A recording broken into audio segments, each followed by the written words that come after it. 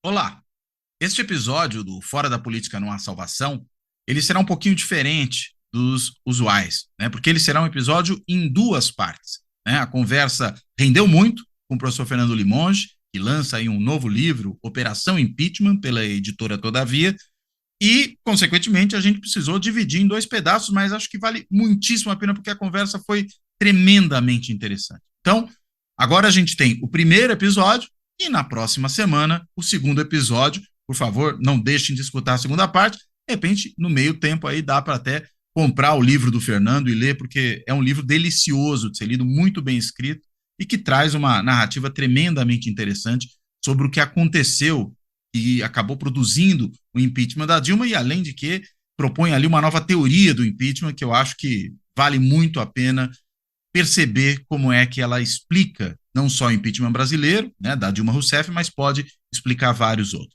Então, vamos lá. Fora da política não há salvação. Um canal e podcast para discutir política. Produzido por mim, o cientista político Cláudio Couto.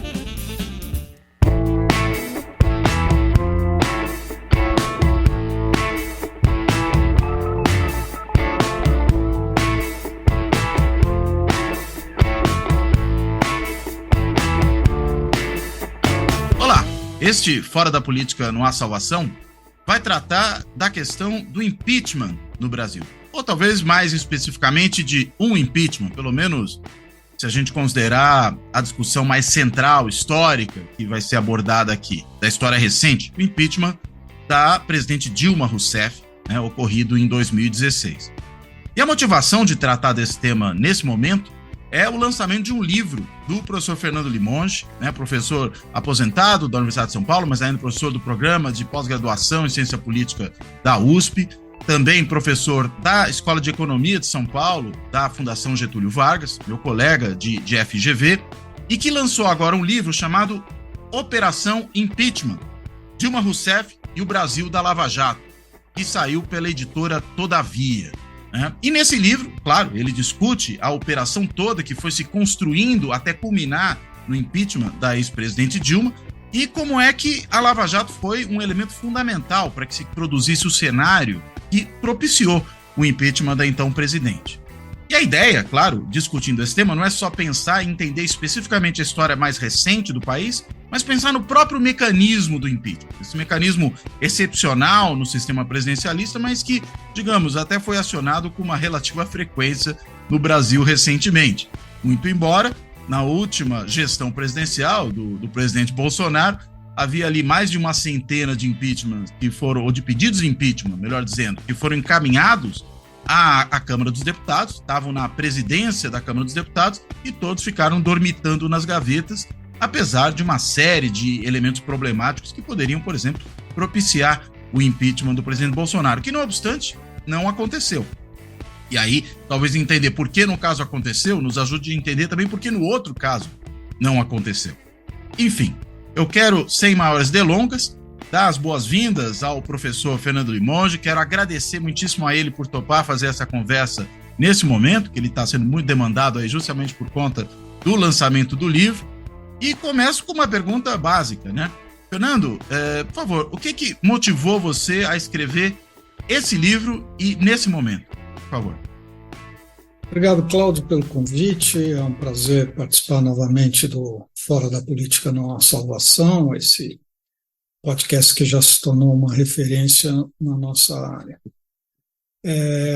Então, respondendo diretamente a sua pergunta, Cláudia, assim, a minha motivação foi uma motivação política, uma motivação de engajamento político mesmo, porque eu comecei a escrever sobre o tema durante a crise do segundo governo Dilma.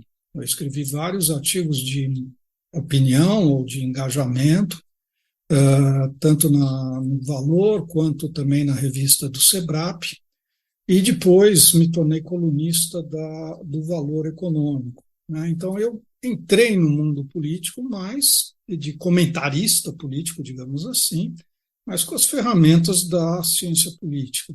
E para mim, durante todo esse processo de crise do governo Dilma, a gente vai assistindo essa radicalização e eu não conseguia entender muito bem de onde vinha aquilo. Qual a razão subjacente que estava provocando tamanho furor e tamanha cegueira nos atores políticos que os impedia de ver o óbvio, né? Que aquilo se armava um desastre que eles próprios seriam vítimas, né? Então, e como toda a comunidade acadêmica se mobilizou e virou uma espécie de maniqueísmo ali, uma luta entre o bem e o mal, um maniqueísmo absurdo, e como as pessoas foram perdendo a sua capacidade analítica naquele momento. Então, o meu esforço foi de me manter como um analista capaz de entender o processo e de explicar o que estava acontecendo.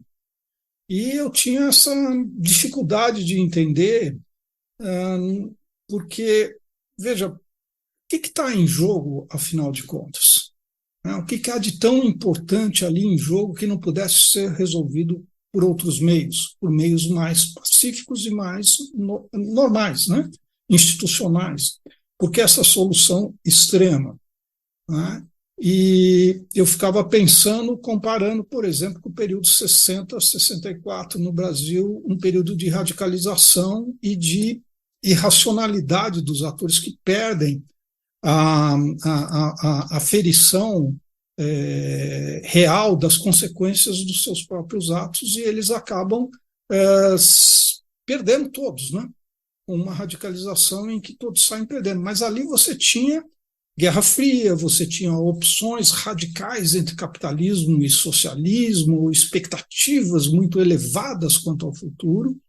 E você pode dizer, bom, então o que estava em jogo, estava por debaixo, era muito importante, e isso as pessoas acreditavam em futuros radiosos, ou com a revolução, ou com a preservação do capitalismo, ou se tivesse a revolução e o comunismo se instalasse, todas as consequências que isso traria. Então, ali, as pessoas estavam jogando em futuro. No caso do impeachment da Dilma, nada disso estava em jogo. Era uma questão menor, uma questão boba, digamos assim, ou eu não conseguia entender por que tamanha radicalização.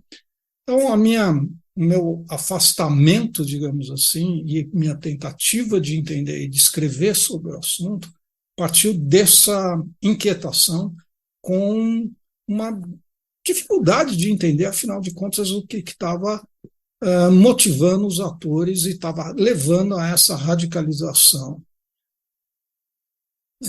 Acho que essa seria, digamos, a resposta mais pessoal, né?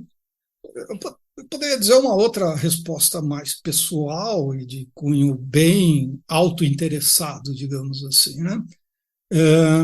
Eu, junto com a professora Angelina Figueiredo, a gente escreveu uma série de artigos sobre o funcionamento do sistema político brasileiro e sobre a governabilidade no Brasil e como a democracia no Brasil funciona ou poderia funcionar muito bem.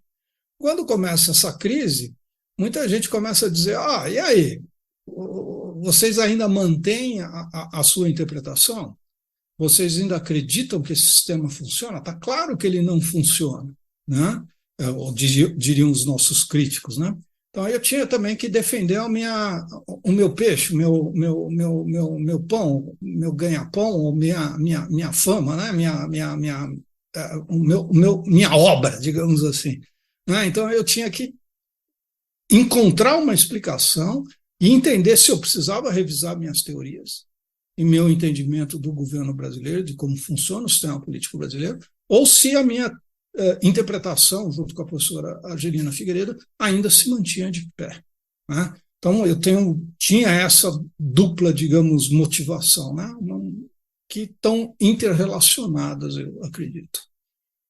Agora, é interessante que você mencionou que a motivação veio de um engajamento político. E aí você, na explicação, mencionou que você tinha uma preocupação de analista de se distanciar do problema para entender o problema. Às vezes a gente tende a pensar essas duas coisas como dicotômicas, né? Ou eu estou engajado ou eu estou analisando de forma afastada, né? Como é que você pensa nesse trabalho específico essa combinação, né, entre essas duas coisas, Olha, porque é interessante pensar isso.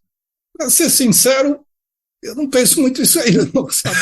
Eu vou tocando a vida, entendeu? Eu vou fazendo as coisas, eu me motivo, eu tenho um engajamento político, acho que todos nós temos, todos nós acreditamos, temos valores, acreditamos em algumas ideias, né? E as defendemos. Então, nós precisamos também, como cientistas, trabalhar analiticamente, trabalhar com evidências, trabalhar com raciocínios, com argumentos, né? Então, essa é a minha tarefa. Então, eu sei que eu não sou um ator político e que não pretendo ser, nunca quis ser e não vou ser, né? Então, eu tenho que trabalhar na minha esfera. Óbvio que se você me forçar, eu vou dizer, bom, tenho um engajamento com a defesa do sistema democrático e com a solução pacífica e eleitoral das disputas, né? E mais ainda, eu acho que está por trás desse livro uma defesa do governo representativo, em um sentido muito claro disso, que eu gostaria de frisar, né? O governo representativo, a essência do governo representativo é que os governantes são eleitos e esse mandato é sempre temporário e renovado por novas eleições. As eleições têm que se repetir. Então, a alternância no poder deve se dar por meio de eleições, né? Então, essa é uma convicção e uma defesa desse mecanismo. E mais, é uma defesa de que entre governantes ou officials ou mandatários ou aqueles que têm poder, existem outros critérios pelos quais as pessoas podem ocupar o poder, né? E nós temos a convivência dentro do princípio de separação de poderes, tanto de governantes ou mandatários ou detentores de poder que são eleitos, quanto aqueles que chegam ao poder por concurso público ou por indicação, né? Então, há no Brasil uma tendência não é só no Brasil, né? Há uma tendência corrente no mundo contemporâneo de diminuir a importância ou dar menos valor e tratar de forma bastante negativa os mandatários eleitos e de valorizar aqueles que obtêm o seu mandato por concurso. Estou me referindo diretamente a juízes e promotores públicos, né? Que dependem simplesmente de um concurso para obter o poder e poder tomar decisões que nos afetam a todos. Então, durante esse processo, e sobretudo durante a Lava Jato, há um reforço dos mandatários que obtêm o seu poder por meio de concurso e uma diminuição, né, e uma crítica a todos aqueles que obtêm o poder por eleições.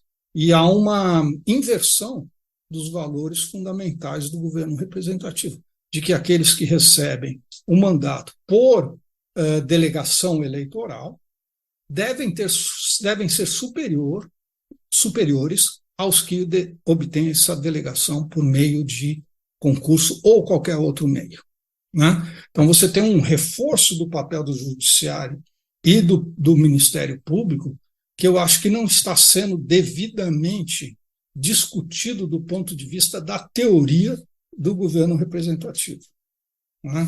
E com consequências bastante negativas do meu ponto de vista. Então, eu friso várias vezes no livro que, se você tomar a sério o projeto político da Lava Jato, ele é um projeto político de um grupo de oficiais, de mandatários, de pessoas que detêm o poder, mas que não detêm o poder por meio de mandato eleitoral. E que, portanto, para usar o termo sempre em voga e sempre usado para dar um certo verniz a questão, eles não são accountables, né? Não tem accountability, né? Então, esses caras fazem o que bem lhes dá na telha, para falar português, claro. Né? Não tem que então, prestar eu acho contas que de nada, né? Não precisam prestar contas, né? E se colocam como os grandes guardiões da ordem pública e da moralidade pública. Né? Então, eu acho que isso é uma questão de fundo que a gente precisa discutir e precisa enfrentar dentro da teoria ou dentro do nosso pensamento sobre o bom governo, como ele deve funcionar. Agora, uma coisa interessante, né? Você mencionou aí, numa das motivações, também eu falei da primeira, e você me respondeu ainda detalhando mais a questão da primeira, e pensando na segunda, né? A questão das teses defendidas por você e pela Argelina Figueiredo nos trabalhos de vocês. Depois de escrever esse livro, se debruçar sobre esse problema da operação impeachment, você não respondeu uma coisa. A obra continua em pé ou não continua? Eu acredito que sim, né? Acredito que eu fiz valer o meu argumento, né? O argumento meu e da Argelina, que governos de coalizão funcionam no Brasil, né? E que são estáveis ou dão a base para um governo estável, né? E eu acredito que eu mostro isso ao contrário, né? Usando o argumento, você vê, a Dilma, na verdade, ela resiste bem mais do que o que geralmente se leva em conta nas análises, né? Então, acho que as análises sobre o impeachment, sejam elas publicadas, sejam elas no senso comum e na conversinha, né? de mesa de bar ou de juízos não muito bem elaborados, né? Eles sempre assumem essa fragilidade do governo de coalizão no Brasil, né? Eu mostro que não, essa fragilidade não está lá, não. Né? Pelo contrário, a Dilma governou por um bom tempo, né? Boa parte dessas análises se esquece do primeiro governo, se esquece que a Dilma foi reeleita, se esquece que a Dilma montou um governo para começar o segundo mandato, né? E resistiu a várias investidas contra o seu governo e, por último, foi capaz de remodelar a coalizão de forma a ganhar uma sobrevida. Não fosse, né, o argumento forte do livro não fosse a Lava Jato, ela teria sobrevivido, a despeito de toda a investida que foi feita contra ela. Então, eu acho que a tese sobrevive, né? Acho também, aí seria outra história, né, que o governo Bolsonaro deixou consequências, né, que ainda nós não voltamos ao velho presidencialismo de coalizão ou aquele que eu e a Argelina analisamos do período pós-constituinte. Né? Teve um choque, esse choque desarrumou o sistema, o choque foi o impeachment seguido da eleição do Bolsonaro e o seu descaso governamental, que levou a esse modelo que a gente tem agora de uma nova configuração das relações executivo e legislativo, né? Que a gente ainda não sabe para onde vai. Né? Ela pode voltar ao equilíbrio anterior, como ela pode procurar um novo equilíbrio. Eu acho difícil esse novo equilíbrio, acho que ele não se sustenta, mas ainda aí é esperar para ver. Mas vamos voltar ao livro e não à situação atual. Então a gente chega no final da conversa. Agora, voltando ao livro e aproveitando, Fernando, justamente essa questão da coalizão, né? Você menciona, enfim, logo no primeiro capítulo do livro, e esse problema, claro, vai ressurgir na narrativa que você faz ao longo do tempo, e do tempo do trabalho, né? Isso que eu estou falando. Você diz o seguinte, vou até ler aqui um trechinho. Explicar o impeachment requer entender a implosão de uma coalizão governante e sua substituição por uma aliança alternativa. E aí, um pouco mais à frente, você coloca: a fissura da coalizão requer explicação. É isso que esse livro se propõe a fazer. Você podia, então, explicar um pouco para a gente como é que se dá essa implosão, né, da coalizão? Como é que, vamos dizer, isso que funcionou até para preservar a Dilma durante um bom tempo, num dado momento implode, né, porque aí, imagino, me corrija se estiver incorreta a minha interpretação. Você tem um modelo sistêmico que funciona, que é esse do presidencialismo de coalizão, e um governo que pode sustentar sobre ela. Mas você, às vezes, pode não ter o funcionamento daquela coalizão específica, ou ela deixa de funcionar num dado momento. Então, acho que seria interessante entender, nesse caso aqui, do impeachment da Dilma, como é que esse processo ocorre. Então, tá. Essa explicação vai, na verdade, pede uma série de desdobramentos, né? Então, acho que a gente pode dar uma fatiada na explicação, né? O ponto, digamos, de partida é assumir assim: você tem um governo que está funcionando, você tem um governo que está governando, que governou por 4 anos do primeiro mandato da Dilma e que começa o segundo mandato governando. E se você olhar para trás, esta coalizão que estava com a Dilma é a mesma coalizão que se forma após o mensalão no primeiro governo Lula. Então, é uma coalizão que tem uma longa existência, né? Que então não é fruto de uma negociação extemporânea ou momentânea ou conjuntural. Tem ali uma coisa forte, uma reunião forte de propósitos políticos e de acordo político que está sustentando, que sustentou as presidências do PT. Então, é o impeachment da Dilma, mas é a falência da coalizão organizada pelo PT.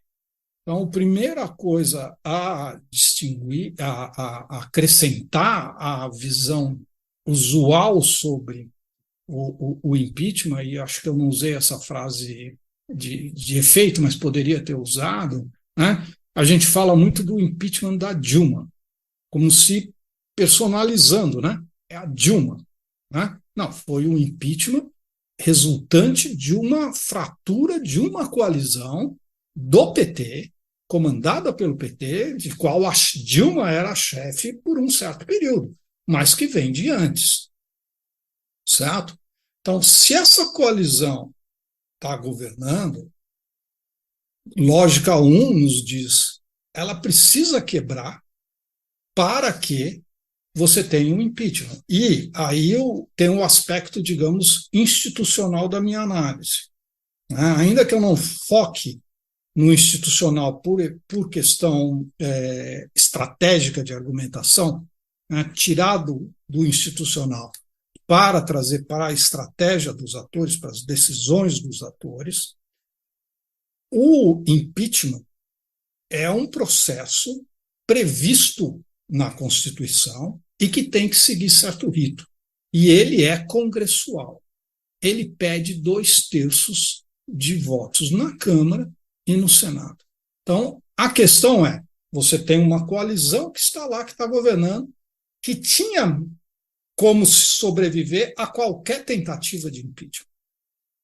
Certo? Ela tinha, a Dilma, a coalizão de governo tinha até 2/3 antes de começar a crise. E, na verdade, ela tem 2/3 do Congresso até fevereiro de 2016, um mês antes do impeachment.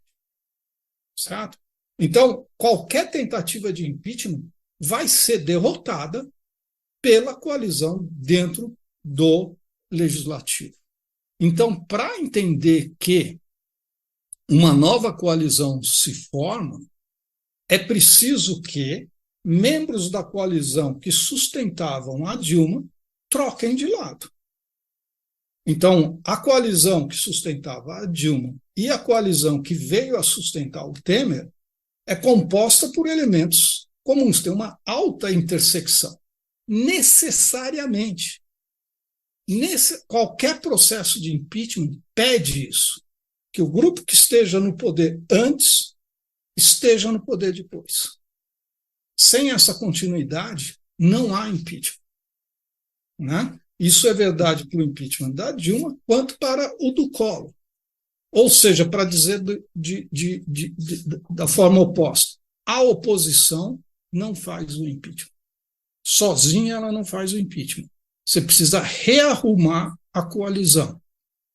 Então, os partidos que trocam de lado é que são essenciais para entender o impeachment. Então, você tem partidos como o PMDB, PSD, PL, PP, e são cruciais, porque eles estão na coalizão da Dilma e estão na coalizão do Temer. E eles não estão, como eu vinha dizendo, circunstancialmente na coalizão da Dilma. Eles estão lá há quase 10 anos, ou mais, alguns, certo? Então, desde o primeiro governo Lula. Então, que eles troquem de lado, eles precisam de uma razão muito forte para tanto. Né? Então, não é por me dar cá qualquer palha que você troca de lado. É um processo de uma decisão em que os atores estão calculando as consequências do seu lado. Eles têm que ter alguma coisa que o novo governo vai dar que o velho governo não dava. E que o velho governo deu por algum tempo, e por um bom tempo. Então, por isso que eu digo que não é um golpe no sentido clássico, né? Porque tem uma continuidade. Não é a oposição nem forças externas que fazem o golpe, que fazem a transição, né? Por isso não é um golpe, eu usei a expressão golpe, né? Quer dizer, que provocam a mudança. A mudança é endógena, a mudança é interna à própria coalizão no poder. Então, se você não entender isso, que eu faço um passo atrás, que é para entender como a coalizão fraturou, de onde vem a briga intracoalizão. E esse é o passo que eu acho que distingue a minha análise da maior parte das análises. Né? Eu localizo no interior da coalizão a briga que vai permitir que um grupo prefira se aliar com a oposição e interromper o mandato da Dilma e passar o poder para o Temer. Então, eu tenho que estar ganhando alguma coisa para isso. Não que a oposição também, eu tenho que explicar por que a oposição toma essa decisão. Porque é uma decisão que não é muito esperta, certo? Pensa o seguinte, né?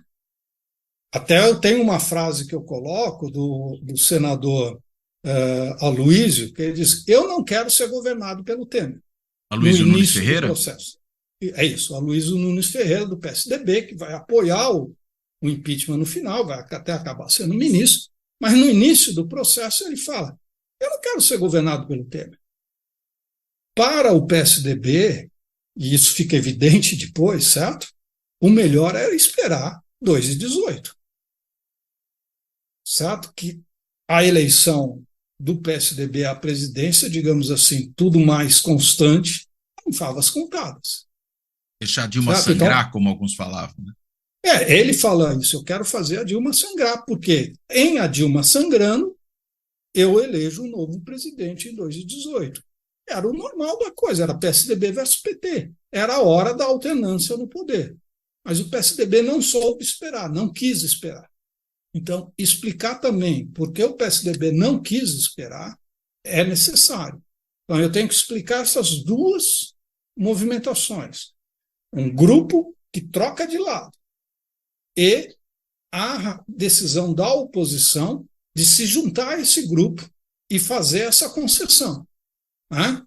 E eu, como eu disse no início, né, eu estava, digamos assim, não vou dizer que eu sou clarividente, etc., mas desde o início eu lembro que eu estava brigando com todo mundo, com PSDBistas e petistas, dizendo: isso aí vai dar errado, está todo mundo perdendo. Né? E eu falava, e assim, o meu maior interlocutor, digamos assim, desse ponto de vista, eram os analistas pró-PSDB, para dizer: abre o olho, vê a besteira que você está fazendo. Né? E vê que você está entregando o ouro para o bandido. Né? E, então, é esse o processo que eu estou tentando entender.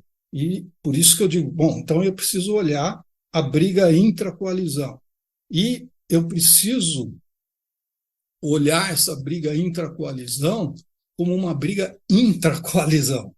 Não apenas, e é isso que a pesquisa, digamos assim, descobriu, digamos assim, quando eu comecei, primeiros artigos que eu escrevi, um artigo que eu escrevi na revista do SEBRAP, que era o passaporte de Cunha, Né?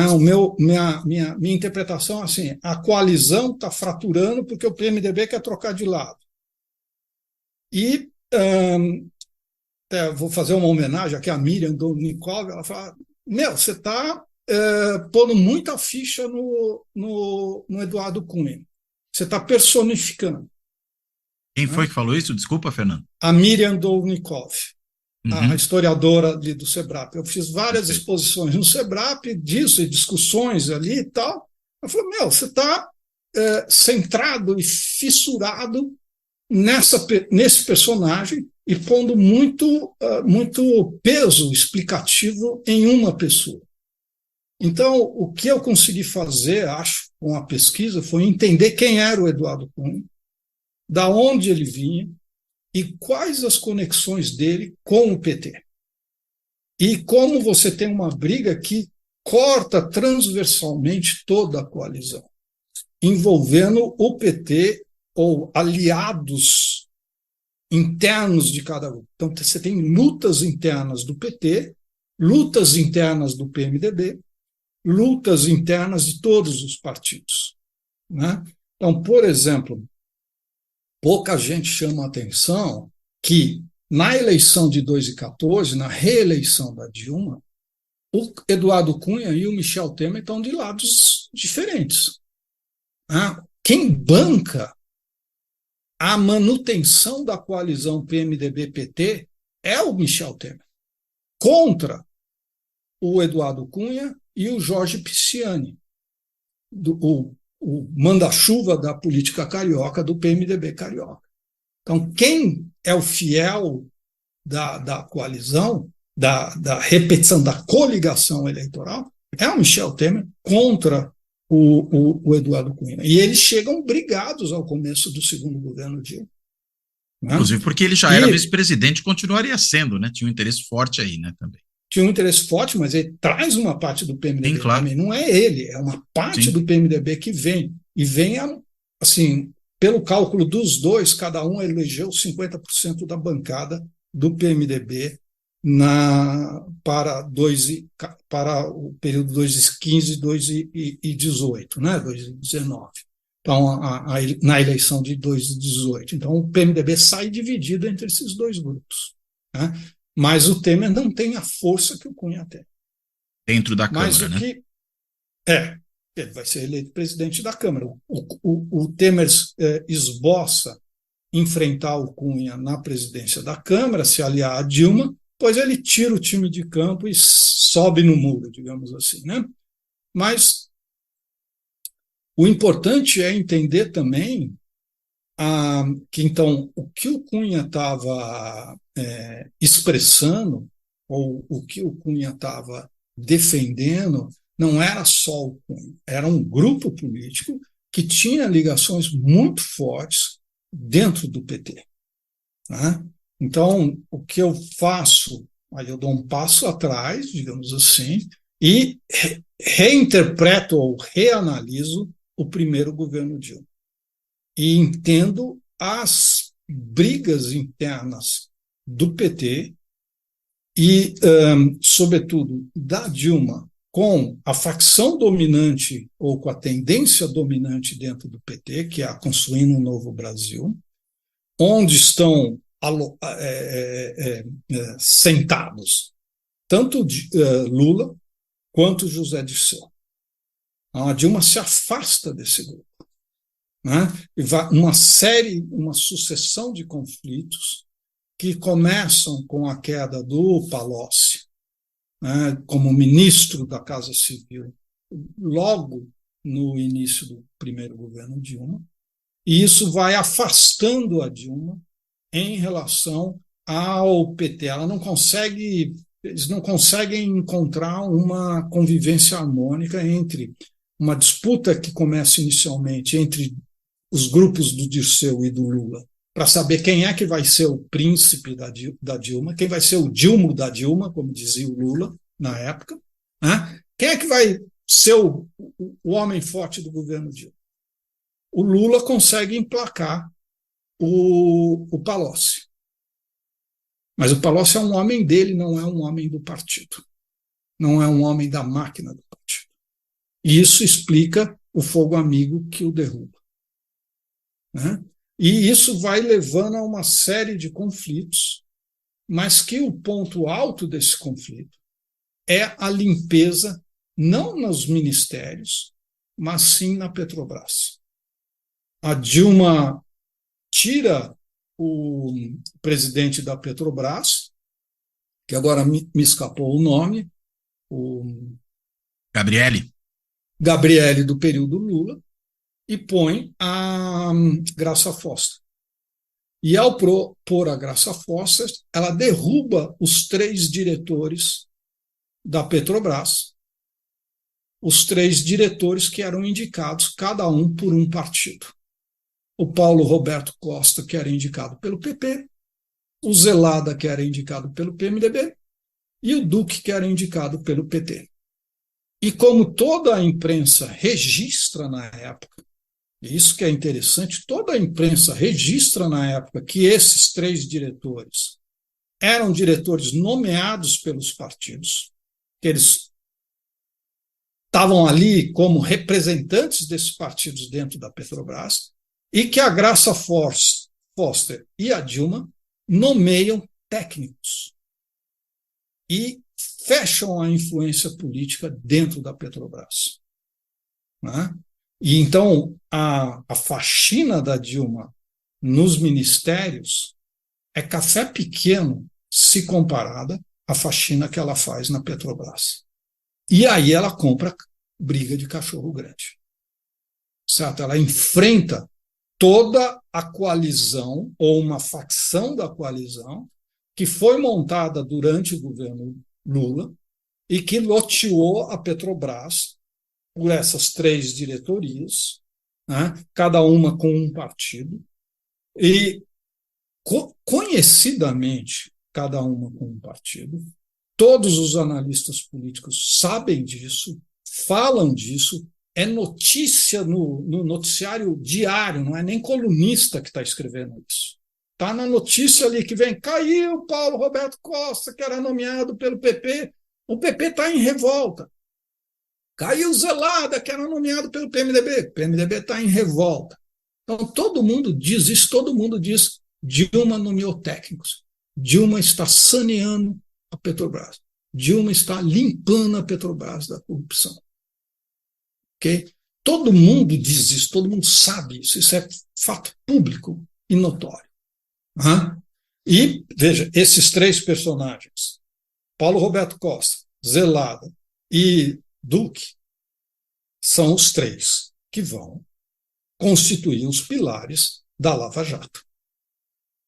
Então, tem uma relação aqui que é muito óbvia, certo? Os 3 vão ser a investigação da Lava Jato é a investigação sobre esse trio, ou sobre a montagem deste esquema. Veja, um ponto é necessário aqui. A Dilma não está fazendo uma administração, vamos usar o termo que todo cientista político, todo analista gosta e eu detesto, republicana, no sentido de que ela agora está moralizando e ela é totalmente infensa ao jogo político e à realidade política e está tentando limpar tudo. Não, ela convive muito bem com vários personagens que são mantidos, seja dentro da Petrobras ou na periferia da Petrobras, seja em outros setores da administração pública. Então, por exemplo, no caso da Petrobras, ela ameaça demitir o Sérgio Machado, que é o presidente da Transpetro, nesta limpeza aí. Renan reage, ela chega a um acordo e fala, não, o Sérgio Machado fica. Nesse mesmo processo, ela ameaça, quando o Eduardo Cunha reage à tirada do Zelada, ela fala, você vai reagir, você vai brigar comigo? Então eu vou tirar também o Fábio Cleto da Caixa Econômica Federal. E aí depois as coisas acomodam, o Fábio Cleto fica até fim de 2015 na Caixa Econômica. Então ela não é uma tonta, como tentam passar por aí de que ela é incapaz de negociar e fazer o feijão com arroz da política ou de brigar com todo mundo.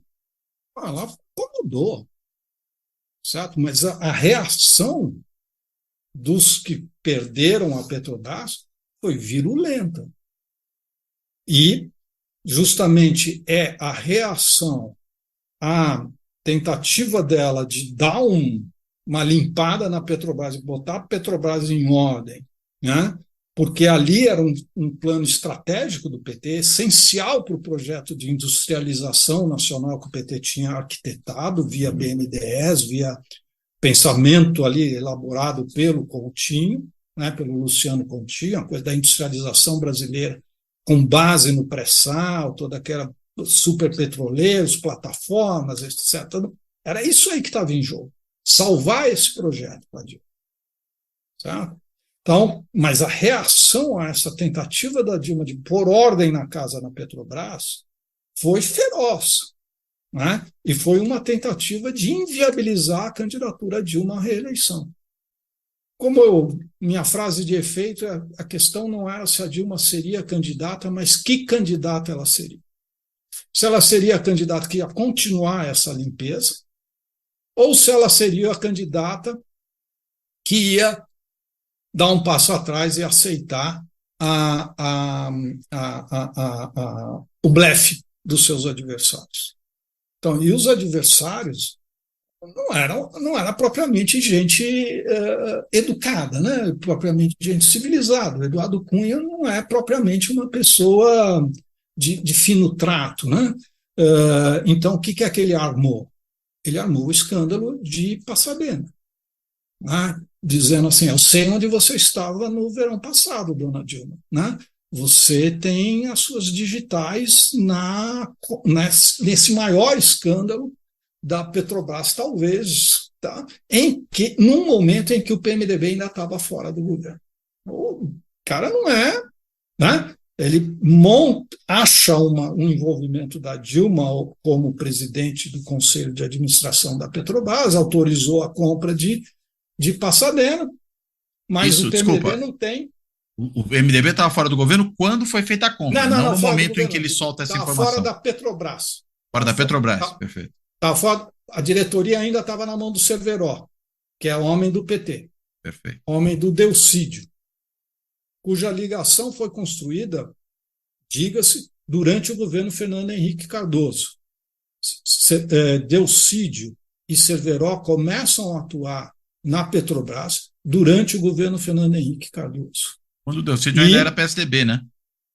O Delcídio era PSDB. Ele chegou a ser ministro do Itamar. Tem uma breve passagem pelo Ministério do Itamar. Ele é homem. Então dizer que, aí outro ponto, dizer que a corrupção na Petrobras foi inventada pelo PT é conversa para boi dormir, certo? Não é verdade, né? Tanto que esses personagens vêm de antes, né? Mas, voltando, então, quando a Dilma vai ser candidata à reeleição, a coalizão reage, né? E aí é essa facção, ou esse grupo em que está o Eduardo Cunha, mas em que estão representantes fortes construindo um novo Brasil, da tendência dominante dentro do PT, né? Eu pego para Cristo, ou para exemplificar isso, um personagem, o André Vargas. André Vargas. André Vargas, aquele do punho erguido. Isso, então, o do punho erguido, o cara que vai ser a primeira vítima da Lava Jato. Mas, então, ele é um cara que está organizando veiculando, expressando essa resistência à candidatura a Dilma. Então, são dois movimentos de tentativa de enquadrar a Dilma no final do seu primeiro mandato, que é o escândalo de Passadena e o volta a Lula, né? Que são avisos. Dona Dilma, comporte-se. Ou então nós vamos te defenestrar, né? ou você joga o nosso jogo, ou nós vamos jogar pesado contra a senhora. Os próprios membros do PT da tendência majoritária, né? O PT está na jogada, né? Vargas está na jogada. O PT, eu mostro, inclusive, que o dia que é montado, ou que o Eduardo Cunha lança oficialmente o Centrão, que na verdade na época chamava Blocão, e depois a imprensa que rebatizou para ficar mais fácil de tratar como Centrão, para fazer a continuidade com o Centrão da Constituinte, mas ele chamava de Blocão. No mesmo dia que tem a reunião em que é lançado oficialmente o Blocão, se faz uma reunião no mesmo prédio, na mesma hora, do grupo do PT que faz um manifesto contra a Dilma, liderado pelo André Vargas. No mesmo dia, no mesmo prédio, tudo lá. E a imprensa registra tudo isso. Isso é que é importante, que eu procurei fazer também, que é mostrar como esse desastre foi se armando aos olhos de todos e que o pessoal ou bem agiu cinicamente, escondeu parte dessas evidências para construir um argumento ou uma narrativa para vir a derrubar a Dilma depois, né? Ou porque realmente foi, né, toldou a vista. Mas o fato é que você não pode deixar de considerar o escândalo de Passadena e o Volta Lula como manifestações desta tentativa de enquadrar a Dilma. E a Dilma, ao contrário, por exemplo, do que o Lula antes, né, a Dilma peita. A Dilma não põe a viola no saco. Você está falando, não. Vocês querem brigar comigo? Então, ela vai para o pau. Certo? Mas aí, veja assim, contra quem ela está indo para o pau? Contra essa facção que quer manter a corrupção dentro da Petrobras. A facção do partido, nesse caso, você está falando. Facção da coalizão. Da coalizão, não só do partido. Não só do partido. Tem grupos dentro do PT e tem grupos dentro do PMDB e tudo mais. É blocão. Né? Então, por exemplo, o líder do PR, que assina, está entre os líderes que aderem ao blocão, Bernardo Vasconcelos, é o mesmo que faz o manifesto do Volta a Lula. É o mesmo cidadão. E não é do PT, né? Não, ele é do PR ou PL, não lembro. Uhum. Esse partido também mudou de nome, eu já não lembro mais. Mas, e o nome é genial, né? Porque Bernardo Vasconcelos como aquele remete ao regresso, né? É um mineiro, né?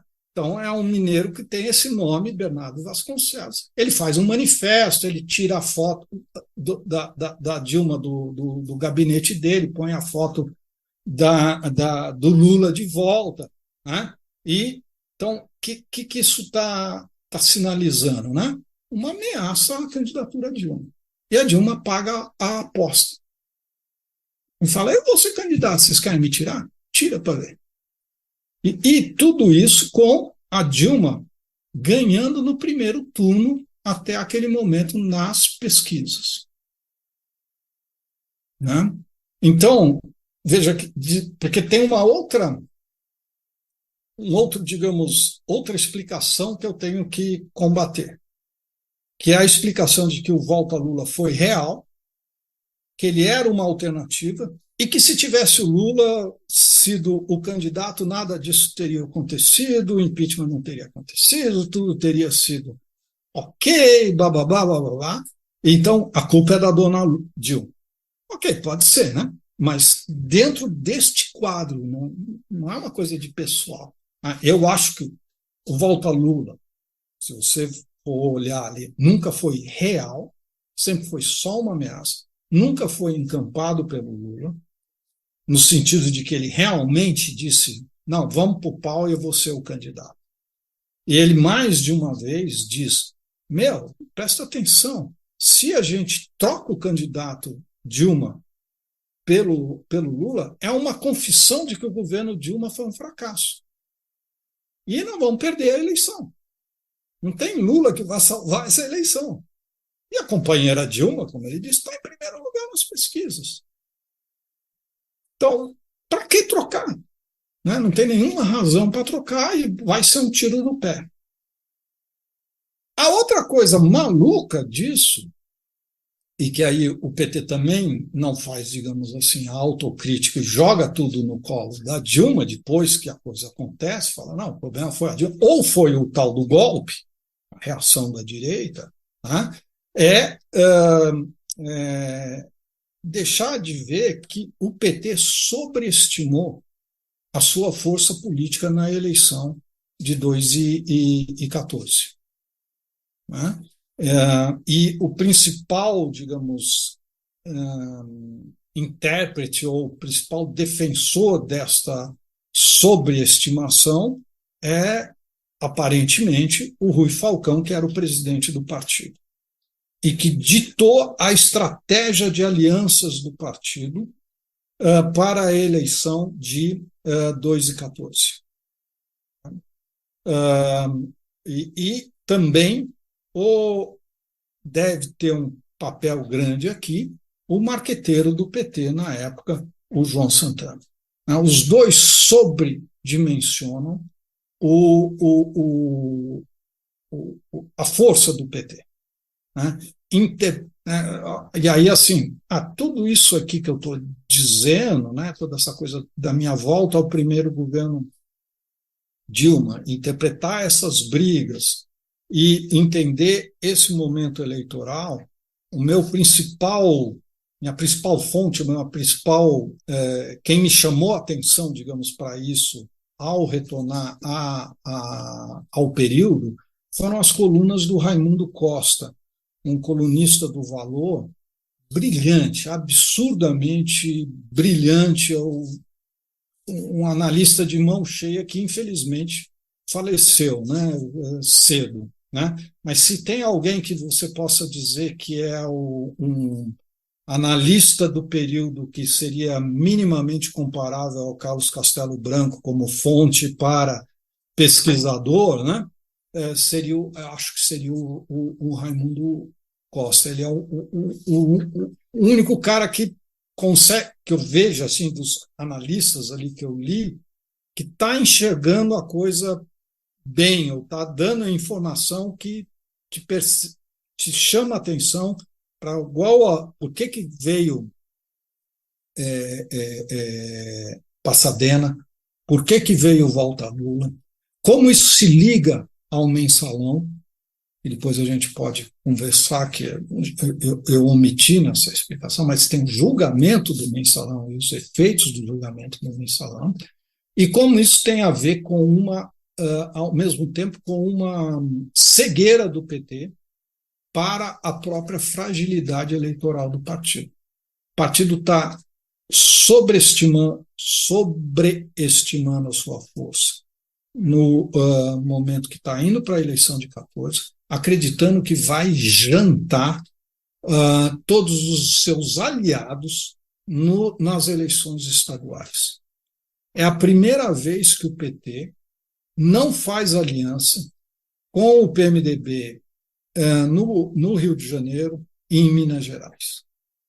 Banca um conflito nos dois estados que são cruciais para a eleição presidencial. São os dois estados do Sudeste que discrepam do Sul, Sudeste e Centro-Oeste, onde o PSDB sempre foi muito melhor do que o PT. Então, em certa medida, são os estados swings, se você pendulares, pensar, né? Na eleição presidencial. São estados essenciais para que o PT se desse bem. E sempre o PT fez concessões nesses dois estados, em todas as eleições presidenciais, praticamente, para obter vantagens na presidencial. Faz concessão na estadual, não lança candidato próprio para governador para obter o apoio do PMDB na presidencial. Não fez isso. E também compra a briga, ou não compra a aliança do Eduardo Campos. Quer dizer, pode ser que a decisão do Eduardo Campos, do PSB, fosse irrevogável, ou, né, não tivesse como convencê-lo a ser parte da coalizão, né, e não sair, mas isso também custa votos para o PT no Nordeste, né, em Pernambuco, etc. Iria custar, né? Depois mudou totalmente a configuração em razão do seu falecimento, do desastre em que ele morre. Mas você vê que o PT, para a eleição de 2014, ele não está se considerando frágil e, portanto, está precisando do Lula como candidato em 2014, porque tem o risco de perder, etc. Não, o PT está achando que vai varrer e que vai se liberar dos seus aliados, que para uma parte do PT seriam indesejáveis, ou as más companhias que o PT teria vivido e que teriam influenciado o PT a ser descambar, né? Então tem uma facção, um grupo do PT e muitos intelectuais que acreditam que, como mães, né? Meu filho é bom, são as más companhias que o desencaminham, né? Meus filhos são sempre ótimos, né? Então o PT seria sempre muito bom, mas foi o presidencialismo de coalizão, o fato de ele ter que conviver com o PMDB, que fez com que ele se lambuzasse, para usar a expressão do Jacques Wagner. Mas, então, o PT sobredimensiona a sua força política em 2014, espizinha, digamos assim, os seus coligados, os seus membros da coalizão, e isso também vai ter efeito para depois, né? Então, esses erros estratégicos do PT e essa briga interna do PT explica muito do que vai vir depois. É preciso lembrar, por exemplo, que na montagem do Ministério de 2014, do PT, praticamente a Dilma não dá uma posição de poder para membros da Construindo um Novo Brasil. Ela escanteia essas pessoas e ela vai procurando apoio para construir a sua equipe, ou em gente que brigou com o Lula, como mercadante à época, né, que estava em má relação com o Lula, ou em gente de facções minoritárias do PT, sobretudo as facções que vêm lá do Rio Grande do Sul, né? Rosseto, esse tipo. Rosseto, acho que é. Mas mesmo outra pessoa que não era de uma facção dominante, que é um ator central aqui, que é o José Eduardo Cardoso, ministro da Justiça da Dilma, né? Que não é da Construindo um Novo Brasil e é, digamos, de uma dessas facções ditas minoritárias no PT e mais afetas ao combate à corrupção, né? Como lema. Mas aí eu já falei um monte, divaguei, já não sei onde nós estamos nessa conversa. Não, você falou uma coisa importante, mas eu vou daqui a pouco retomar. Mas eu queria pegar um outro ponto que você aponta no livro, que acho que seria interessante fazer como um contraponto a isso tudo que você falou agora, dessa erosão interna da coalizão, e que passa, inclusive, pelo próprio PT, né? Que é o fato de que povo na rua não é o que deflagra o impeachment, né? Você menciona isso. Pode explicar um pouco melhor essa questão? Dá para entender que o ponto central é a coalizão, mas por que para você não tem tanto peso assim esse povo na rua?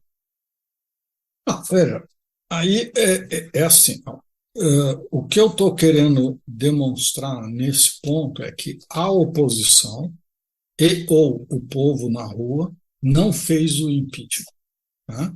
Então, essa é uma, digamos, uma demonstração de que não é esse o ator central. Eu não estou dizendo que isso não é relevante, né? É relevante, é importante, faz parte do movimento pró-impeachment, dá uma legitimidade ao verniz ao movimento pelo impeachment. Mas o que eu quero mostrar é duas coisas aqui, né? Primeiro, que esse movimento de rua, né, e aí eu estou discutindo também, né, eu preciso esclarecer, com a literatura sobre impeachment. A literatura canônica sobre impeachment, né, centra fogo no movimento de rua, que é uma resposta a um choque externo, então, um escândalo de corrupção que é externo, que vem, que como um raio cai no sistema político, né? A rua se organiza à margem do sistema político, né? E vem e pressiona o sistema político. E aí o sistema político reage para adequar, sintonizar com o movimento das ruas. Então, quem faz o impeachment, em última análise, nesse tipo de explicação, são as ruas, são os movimentos sociais constituídos exogenamente ao sistema político, por fora do sistema político, sem relação com o sistema político e como uma ameaça a todo o sistema político. Aí o sistema político tipo se reage, né, entrega o anel para salvar o dedo. Então, é uma explicação alternativa aos meus trânsfugas. Então, os trânsfugas da coalizão teriam trocado de lado para sintonizar com a opinião pública ou com a pressão das ruas. Né? Então, que teria levado o PMDB, o PSDB e tudo, e o PSD, PP, etc., a aderir ao impeachment seria essa força externa, que é a manifestação que vem da rua. Então, a minha demonstração aqui tem o meu capítulo sobre isso tem 2 pontos. Primeiro, mostrar que esses movimentos não se constituem à margem do sistema político. Eles são impulsionados pelo sistema político, pelo PSDB, basicamente, né? Então, é o PSDB que vai buscar esses movimentos, aparelha esses movimentos e coloca eles na rua e tenta sintonizar com eles. É uma estratégia, em um certo momento, de tentar desligar as duas coisas e passar como se esse movimento fosse um movimento espontâneo, autônomo, independente, que seria o povo se expressando contra todo o sistema político. Mas ele nasce de dentro do sistema político. Então, e ele vem ali, tem uma organização anterior, que já vem lá de 2013, o pessoal do Vem Pra Rua já está na rua em 2013, o pessoal do MBL também já está na rua em 2013, o pessoal do Revoltados Online já está na rua em 2013, Carla Zambelli já está na rua em 2013, mas isso não é meu pedaço, né? Então, mas o que eu mostro é como tanto Vem Pra Rua quanto o MBL são ativados pelo PSDB depois da derrota eleitoral. Mais especificamente pelo Aécio Neves, né? No caso do Vem Pra Rua. Né? No caso do MBL, a relação é menos direta, mas o Graziano vai buscar esse pessoal, o Chico Graziano vai buscar o pessoal do raio privatizador para fazer a campanha do segundo turno do Aécio. Então, essas coisas estão... No caso do Vem Pra Rua, essa relação é mais do que umbilical. Né? É o PSDB que dá toda a base da campanha do Aécio, transfere para o Vem Pra Rua, toda a base de endereços, de tudo está escrito, tá narrado pelo próprio Schecker e esqueci o nome do outro, do sócio dele que vivia escondidinho, porque era um alto empresário com contratos, acho, com o governo, e por isso não podia aparecer como sendo, né? Então, mas ele vivia fantasiadinho lá. Mas, então, esse é um movimento que é agilizado e energizado pelo PSDB. No caso do Vem Pra Rua, assim, a relação é direta, né? O Serra sobe no caminhão de som do Vem Pra Rua, né? Faz um discurso. cima do caminhão da rua. Então, o PSDB está investindo nisso. O PSDB entra em um certo... o PSDB nunca teve movimento de rua, né? E no final da campanha do Aécio tem um proto-movimento de rua pró-Aécio, que o PSDB se encanta e meio que perde o pé do chão, né? Delira um pouco, alucina, né? Acha que vai ser um partido popular agora, que vai conseguir mobilizar eterna até 2018 esse grupo, manter ele ativo como uma pressão ao PT, que ele, né, o PT ganha porque ele tem movimento social. Então nós vamos ter movimento social também, nós vamos ter constante militância para fustigar o PT e chegar em 2018 forte. Então o PSDB investe nisso, né, e cria, digamos assim, esse movimento. Mas esse movimento ele só ganha realmente projeção e força à medida que a Lava Jato vai minando o governo, né, e vai oferecendo elementos que permitem que esse movimento tenha tração, né, tenha força. Então, deixa eu dar um passo atrás, porque é importante frisar que esse movimento começa inicialmente como movimento, como protesto contra o resultado eleitoral e contra as urnas eletrônicas. Por parte do PSDB. Não se pode esquecer que o Aécio entra com um recurso no TSE dizendo que as urnas foram fraudadas, né? E depois, todas as oportunidades legais abertas para o PSDB questionar o resultado eleitoral, porque a legislação eleitoral prevê uma série de recursos ou de processos que você pode abrir contra o vencedor de tipo diferente conforme o prazo, né? O PSDB usa todos. Todos. Então, é a primeira vez que um partido, desde a redemocratização, contesta legalmente o resultado eleitoral.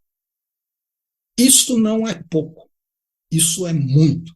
E isto é uma quebra do princípio fundamental da democracia, da alternância no poder, que é reconhecer a sua derrota.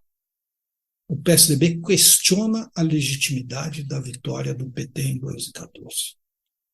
E questiona de forma tonta, vamos dizer, clara, de forma como uma barata tonta, né? E o PSDB só vai achar o seu prumo quando a Lava Jato começa a oferecer o caso para esse movimento, e embasa esse movimento, né? E o movimento, então, imperceptivelmente, né, sem uma declaração, porque é um movimento social, ele troca de objetivo. Em vez de questionar o resultado eleitoral, ele passa a questionar a corrupção. Obviamente que, no fundo, está o argumento de que o PT só ganhou a eleição por causa da corrupção e que, se não tivesse ocorrido a corrupção, ou não tivesse ocorrido tudo que a Lava Jato está começando a revelar, o PT não teria vencido. Esse que, digamos, é o subtexto da coisa.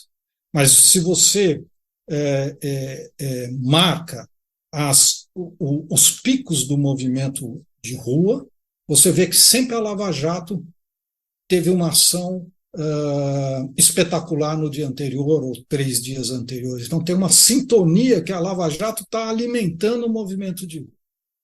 E o movimento de rua chega no seu ponto máximo, nesse período aqui, em março de 15. Né? Tem aquela super manifestação aqui na Avenida Paulista que quebra todos os recordes, que está sintonizada com a saída a publicação da lista Janot. Então, o mundo político está em efervescência, está todo ele sendo questionado por causa das primeiras delações, que são basicamente 2 delações, né? A do Paulo Roberto Costa e a do Alberto Youssef, né? Que estão dando alimentação e pondo a Lava Jato a girar, né? E acho que é 15 de março, né, que é a data dessa super manifestação aqui em São Paulo, em 2015, que daí toda a imprensa fala quebrou o recorde das diretas já, é a maior manifestação de rua que o Brasil já viu, não sei o quê.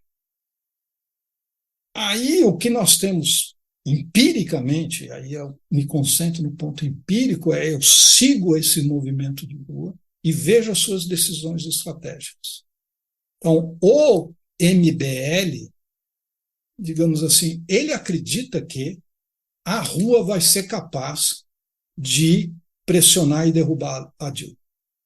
Então, digamos, o MBL acredita na explicação do Pérez Linhan, na explicação canônica para a impeachments, né? Então, se a rua pressionar, a rua vai converter os deputados vão ficar morrendo de medo dos seus mandatos, vão então aprovar o impeachment. Então, nós precisamos de mais movimento de rua, mais manifestações de rua, para mostrar que o Brasil não tolera a Dilma Rousseff, não tolera mais o PT, não quer mais o Lula de volta ao poder. Então, o MBL resolve radicalizar e chama, no final da manifestação de 15 de março, chama uma nova manifestação para abril, sem consultar os outros movimentos, as outras lideranças, como a do próprio MBL, a do Revoltados Online, nas ruas da Zambelli e outros que a imprensa resolveu não nomear porque eram de extrema direita, né? que punha a gente na rua, né? Então o MBL fala, não, vamos continuar, vamos agora para cima, que nós vamos converter os deputados e nós vamos derrubar o governo. E convoca uma nova manifestação para abril, né? Esqueci a data agora no momento. Mas essa manifestação, os outros movimentos ficam em dúvida se aderem, se não aderem. No final das contas, o MBL acaba aderindo e acaba apoiando a manifestação, mas a manifestação, do ponto de vista de uma mobilização crescente, é um fracasso, porque em vez de ter mais gente, você tem menos gente, e significativamente menos gente. Então mostra que a estratégia não vai dar certo. E acaba aderindo, só uma correção, acho que você quer dizer o vem para a rua, né? Vem para a rua. Uhum. O vem para a rua adere só em cima da hora, e adere, como eu mostro no livro, por causa de pressão do Olavo de Carvalho. Uhum. Então, você tem uma pressão, digamos, da extrema-direita de que é ir para as cabeças que a gente derruba a Dilma. E o MBL encarna esse projeto, né? Mas a manifestação de abril tem resultados fracos, só que o MBL, a ficha não cai no MBL. O MBL é um partido, digamos, revolucionário nesse momento, acredita na força das massas, né? Então, o que eles desenham? Eles desenham, não, o que a gente precisa fazer não adianta ter uma manifestação forte em São Paulo, a gente precisa ir lá para Brasília. E eles organizam a Marcha a Brasília, que vai sair de São Paulo a pé e ir a pé até Brasília. Sabe? Óbvio que marcha a Brasília, tudo bem, todo mundo faz marcha é uma estratégia comum de movimentos sociais, né? A Folha de São Paulo noticiar a marcha evoca a coluna Prestes, para dar uma distinção, mas na minha cabeça, Marcha Brasília e organizada pelo MBL me lembra outra marcha, a marcha sobre Roma. Marcha sobre Roma. Era essa a ideia. Sabe? Mas a ideia deles eu saio a pé de São Paulo, vou caminhando pela Anhanguera, depois da Anhanguera eu pego sei lá o quê, vou até lá Brasília, sei lá qual é o caminho, a pé até Brasília, mas que a massa vai vir com a gente. E quando a gente chegar a Brasília, vai ser um negócio, né? Vai ser um evento, né? Vai ser aquela pressão sobre o poder. O Aécio apoia isso. O Aécio fala, eu vou estar lá para receber vocês. né? Eu vou lá receber vocês. Quer dizer, o Aécio está apostando nessa radicalização, né? Apostando que ele vai ser o grande beneficiário dessa estratégia. E ele está, ao mesmo tempo, não só com o processo contra as urnas, como entrou com todos os processos possíveis, mas o principal deles, o de abuso de poder econômico, que significaria, se aceito pelo TSE, a chapa Dilma Temer seria impugnada e ele seria eventualmente proclamado vencedor, dependendo do prazo que isso rolasse. E esse processo aí é o que vai acabar sendo julgado no período Temer, né? Então, o PSDB vai nuts, certo? Está indo para as cabeças e está se aliando com o MBL, que organiza essa marcha sobre Brasília. E é interessante, quem quiser se educar e se ilustrar, ler o livro do próprio MBL sobre a origem do movimento e entender quem é Renan dos Santos e por que ele é um liberal, né? Ele é um liberal porque ele não quer pagar imposto, e ele quer simplesmente, né? Não é à toa. Bom, mas voltando à vaca fria, né?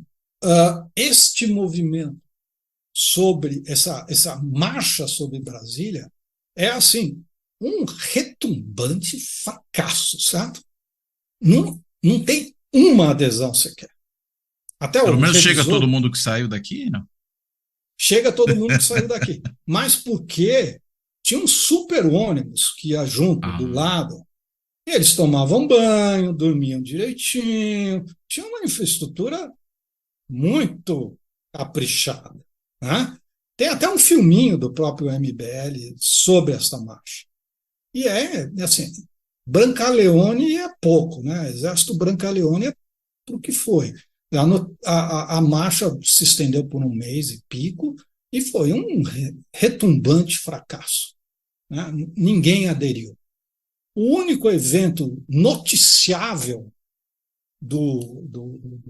da marcha foi um atropelamento que ocorreu por um motorista bêbado, né, que pegou um manifestante no acostamento de não sei aonde, lá quase em Goiás, lá em Goiás, acho. E o MBL falou que o cara era petista, obviamente, que estava tentando matá-los e tal, mas o cara era bêbado, né? Então,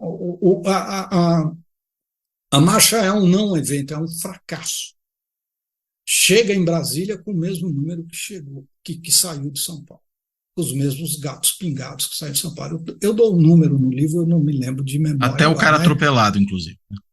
Hã? Até o cara atropelado acho que chega. Não sei. O cara atropelado, até, segundo o checking fact do livro, o cara atropelado aparentemente foi o único que aderiu durante a trajetória. A marcha. Né? Eu falei, não aderiu ninguém. Ele falou, não, aderiu o sujeito que foi atropelado, porque está aqui, estava uma notícia lá. Eu falei, bom, tá bom, então o bicho foi. Então, não era uma boa ideia aderir àquela marcha, certo? Você podia ser atropelado por um bêbado. Né?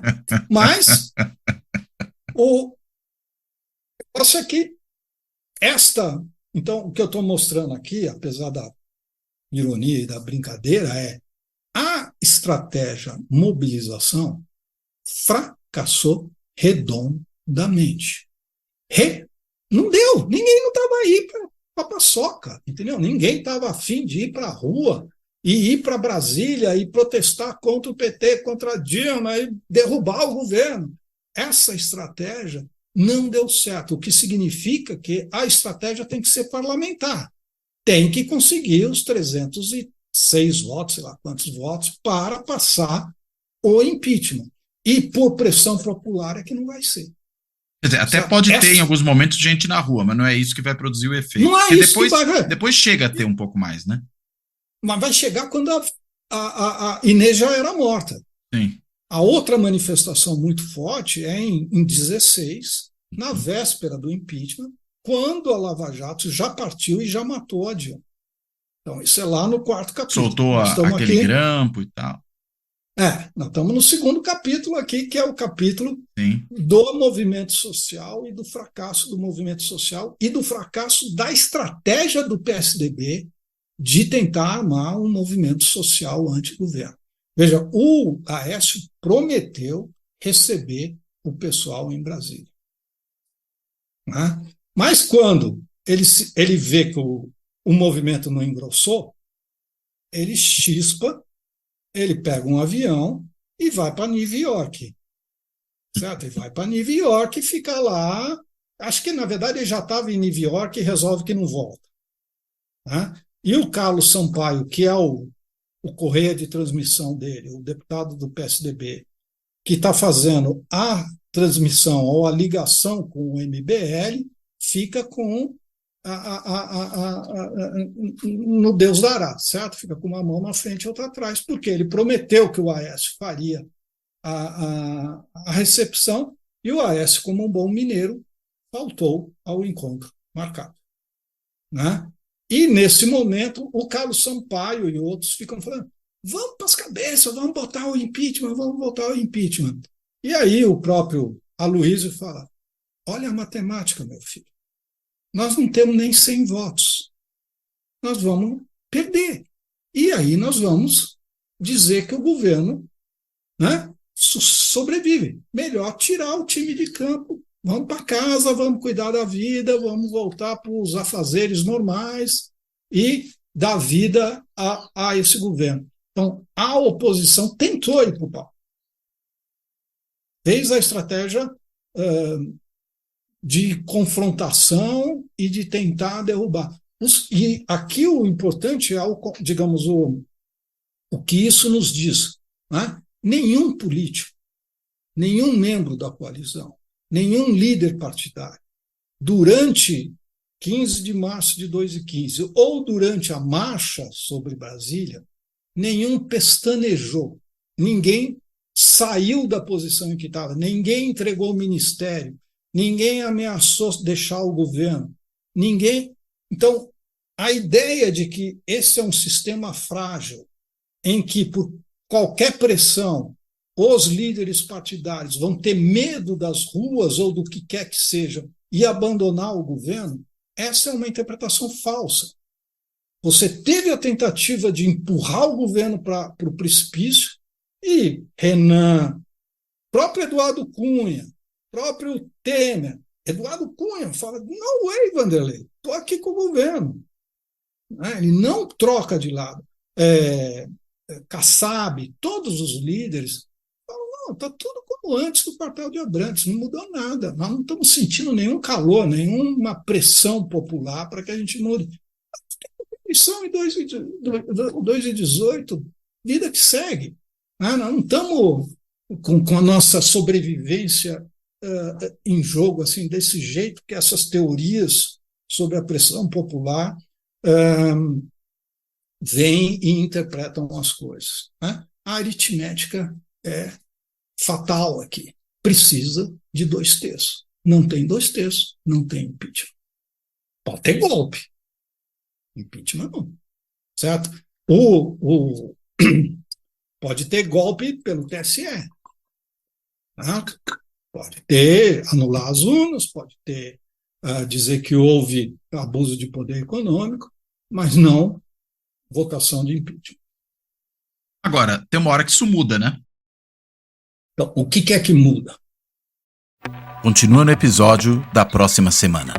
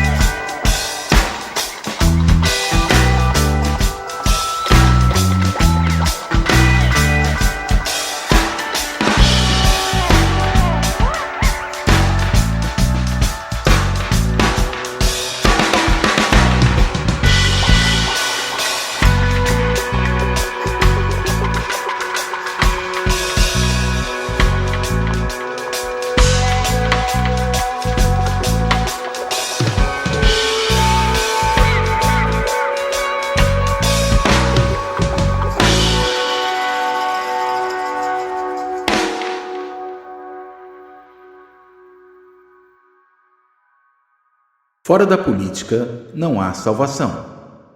Um canal e podcast para discutir política. Produzido por mim, o cientista político Cláudio Couto.